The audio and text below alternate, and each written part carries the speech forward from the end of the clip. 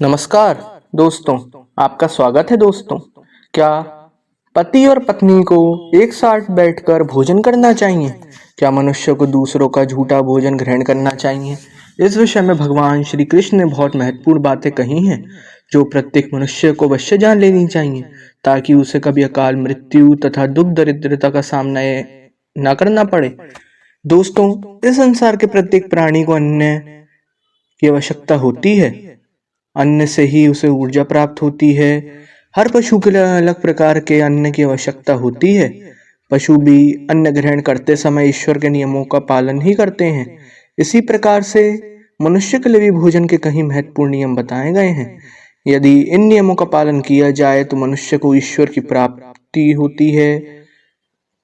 हमारे शास्त्रों में भोजन करने की दिशा, भोजन के प्रकार, भोजन करने का सही समय, विषयों में महत्वपूर्ण नियम बताए गए हैं। दोस्तों, भगवान श्री कृष्ण भगवत गीता में मनुष्य को भोजन करने संबंधी बहुत ही महत्वपूर्ण उपदेश दिया है। यह उपदेश मनुष्य की उन्नति करने वाला, दीर्घायु दिलाने वाला तथा सभी प्रकार के रोगों से मुक्ति रखने वाला है। जिस शरीर को भगवान ने प्रदान किया है, उन्होंने ही इस शरीर को शुद्ध और स्वस्थ रखने के उपाय भी बताए हैं। जो मनुष्य भगवान श्री कृष्ण द्वारा बताए गए नियमों का पालन करता है, उसका शरीर सदैव शुद्ध, स्वच्छ और विकारों से दूर रहता है तथा सद्गति प्राप्त करने वाला बनता है। भगवान श्री कृष्ण ने भगवत गीता के माध्यम से मनुष्य को भोजन के प्रकार बताए, क्रूर और राक्षस बनाती है। और जिस प्रकार आप भोजन करते हैं वो भी मायने रखता है। और किस प्रकार का भोजन करने से मनुष्य सदाचारी, विनम्र और दूसरों के मन पर विजय प्राप्त करने वाला बन जाता है। मनुष्य जिस प्रकार का भोजन करता है उसे उसी प्रकार का शरीर और विचार भी प्राप्त होते हैं। इसलिए धन की देवी माँ लक्ष्मी की प्राप्ति के लिए भी मनुष्य को उचित भोजन सामग्री का ही चुनाव करना चाहिए। मनुष्य चाहे गरीब हो या धनवान हो, वह चाहे राजमहल में रहता हो चाहे वन में, उसे अपने शरीर की तृप्ति के लिए भोजन अवश्य ही करना चाहिए। परंतु इंद्रियों की लालसा में इतना भी उन्मत्त नहीं हो जाना चाहिए कि वह तामसिक एवं राजसिक आहार का सेवन करके क्रूर तथा निष्ठुर बन जाए। तामसिक भोजन करने वाला मनुष्य अपनी मौन मर्यादा, संस्कार एवं अपने शील को भी नष्ट कर लेता है और दुष्कर्म का मार्ग पकड़ लेता है। राजसिक भोजन करने वाला व्यक्ति क्रोधी, आलसी तथा हिंसक बन जाता है। किंतु जो मनुष्य ईश्वर का नाम लेकर सात्विक भोजन का आहार लेता है, उसका मन पवित्र और सुंदर हो जाता है। ऐसे शरीर में भगवान सदैव ही निवास करते हैं। दोस्तों, वास्तुशास्त्र में बताया गया कि किस दिशा में बैठकर भोजन करना चाहिए और भोजन करते समय उसका मुख कौन सी दिशा में होना चाहिए। भोजन शुरू करने से पहले मनुष्य को कौन सा मंत्र बोलना चाहिए और भोजन हो जाने के बाद उसे क्या करना चाहिए। ऐसे के महत्वपूर्ण बातें बताई गई हैं। आज इस वीडियो में हम आपको इन्हीं विषयों पर जानकारी देने वाले हैं। अगर भोजन करते समय परिवार के सभी लोग सही दिशा का ध्यान रखते हैं तो घर से कलेश, दरिद्रता भी नष्ट हो जाती है और माँ लक्ष्मी कृपा से घर में सुख समृद्धि आती है। इसके साथ ही घर के सभी सदस्यों का स्वास्थ्य भी ठीक रहता है। इसलिए हमें वास्तु शास्त्र में बताई गई इन महत्वपूर्ण बातों पर ध्यान अवश्य देना चाहिए। दोस्तों, विष्णु पुराण के अनुसार भोजन शुरू करने से पहले थोड़ा सा अन्न भूमि पर रखना चाहिए ताकि देवता, पशु पक्षी, सर्प, दायित्व तथा प्रेत पिशाच जो अपने कर्म बंधन से बंधे हुए हैं, उन सभी को अन्न की प्राप्ति हो। यदि भोजन करते समय कोई अतिथि आ जाए तो उसका स्वागत करें और उसे आसन देकर प्रणाम करके उसका सत्कार करें। फिर उसे श्रद्धा पूर्वक भोजन कर विदा करें, क्योंकि जिसके घर में अतिथि निराश होकर लौट जाता है उसे वह अपने पाप देकर उसके शुभ कर्मों को ले जाता है। श्री कृष्ण कहते हैं, मनुष्य को पिता के घर में रहने वाली विवाहित कन्या, दुखी और गर्भधारण की स्त्री तथा वृद्ध को भोजन करने के बाद भी भोजन करना चाहिए। इन सभी को भोजन कराए बिना जो स्वयं भोजन ग्रहण करता है उसका भोजन पाप में बन जाता है। ऐसा व्यक्ति नरक में ही जाता है। जो स्नान किए बिना ही भोजन करता है उसका भोजन मल भक्षण के समान खत्म हो जाता है। जो बालक एवं वृद्ध आदि के हिस्से का भोजन करता है उसका भोजन विष्ठा के समान हो जाता है। और जो बिना डैन के भोजन करता है उसका भोजन विष के समान बन जाता है। मनुष्य को कभी दुराचारी व्यक्ति द्वारा दिया गया अथवा दूसरों द्वारा अपमानित करके दिया गया भोजन कभी भी ग्रहण नहीं करना चाहिए। मनुष्य को चाहिए कि परोसे हुए भोजन का अगर भाग अग्नि को देखकर ही भोजन करना चाहिए। भोजन को एकाग्रचित होकर करना चाहिए। प्रथम मीठा, फिर लवण और खट्टा और अंत में कटु एवं तीखे पदार्थ का सेवन करें। प्रथम पंच निवाला मौन होकर ग्रहण करने चाहिए। ऐसा करने से व्यक्ति के सभी पाप कर्म तुरंत नष्ट हो जाते हैं और भगवान की कृपा से उसे जीवन भर कभी अन्न की कमी महसूस नहीं होती है।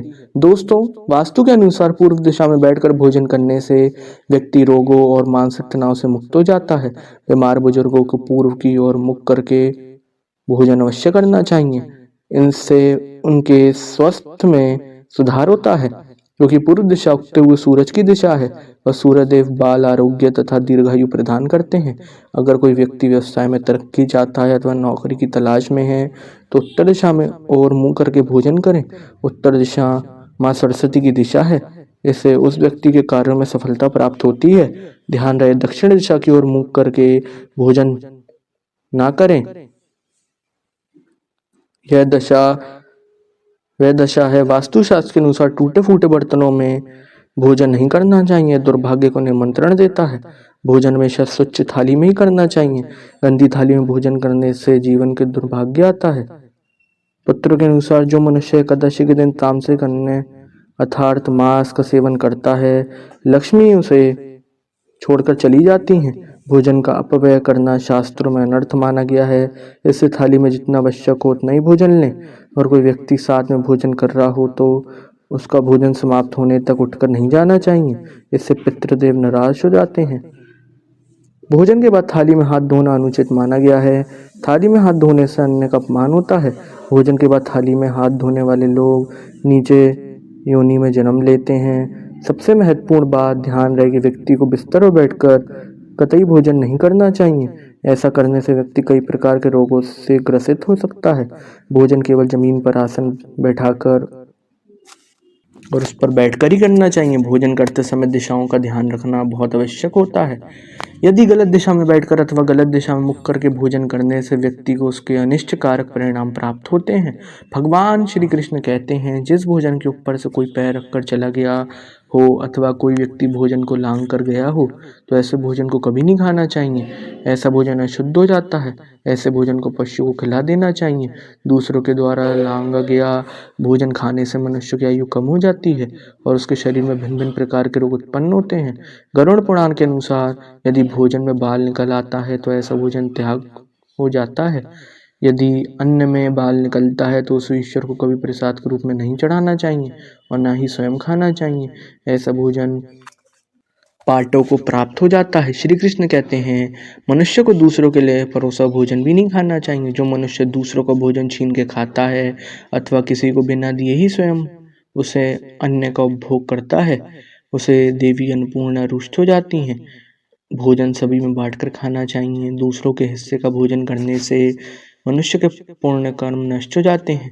पवित्र आसन पर बैठकर अपने पैरों को भूमि पर रखकर पूर्व की ओर सूर्य विमुख होकर अन्न ग्रहण करना ही सर्वोत्तम माना गया है। पूर्व विमुख होकर भोजन करने से यश की प्राप्ति होती है और उत्तर की ओर मुख करके भोजन करने से सत्य की प्राप्ति होती है। दोनों हाथ, दोनों पैर तथा मुख को पानी से धोकर ही भोजन करना चाहिए। भोजन के पात्र को भूमि पर रखकर अन्न ग्रहण करना ही सर्वश्रेष्ठ माना गया है। शास्त्रों में इस प्रकार के भोजन को उपवास के समान बताया गया है। मनुष्य को क्रोध रहित होकर भोजन करना चाहिए। क्रोध किसी अवस्था में भोजन करने से भोजन का अपमान होता है और कई व्याधियां उत्पन्न होती हैं। यदि चित्त कहीं हो तब भी भोजन नहीं करना चाहिए और गुस्से में भरे मन से भी भोजन करना अशुभ होता है। जो जूते पहनकर भोजन करता है, इस प्रकार के भोजन को आसुरी भोजन कहा गया है। ठीक मध्य रात्रि में ठीक मध्याह्न होने पर भी भोजन करना अशुभ माना गया है। यदि पेट खराब हो तब भी भोजन नहीं करना चाहिए। गीले वस्त्र पहन करके भोजन नहीं करना शुभ होता है। दूसरों के लिए परोसा गया भोजन भी कभी नहीं करना चाहिए। सोते हुए, खड़े होकर, टूटे फूटे पात्र में रखकर भोजन कभी नहीं करना चाहिए। भूमि पर रखकर अथवा हाथ पर रखकर भोजन ग्रहण करने से दरिद्रता आती है। भोजन करते समय वेदों का उच्चारण नहीं करना चाहिए। शास्त्रों के अनुसार स्त्री को पति के भोजन के बाद ही भोजन कर लेना चाहिए। यदि पति घर से दूर हो तो पति को ध्यान करके भोजन ग्रहण करना चाहिए। इससे पति की आयु लंबी होती है और स्त्री सदा सुहागन रहती है। पति से पहले भोजन करना शास्त्रों में शुभ माना नहीं गया है। इससे पति की आयु कम हो जाती है। इसके साथ ही विष्णु पुराण के अनुसार पति और पत्नी को एक साथ बैठकर भोजन नहीं करना चाहिए और ऐसा करने से दोनों में कलेश और विवाद होता है। अंधकार में अथवा आकाश के नीचे बैठकर भोजन नहीं करना चाहिए। भोजन करते समय सर पर छत अथवा वृक्ष की छाया अवश्य होनी चाहिए। विष्णु पुराण के अनुसार केवल एक वस्त्र पहनकर ही भोजन करना अनुचित होता है अथवा नग्न अवस्था में भोजन करना अशुभ होता है।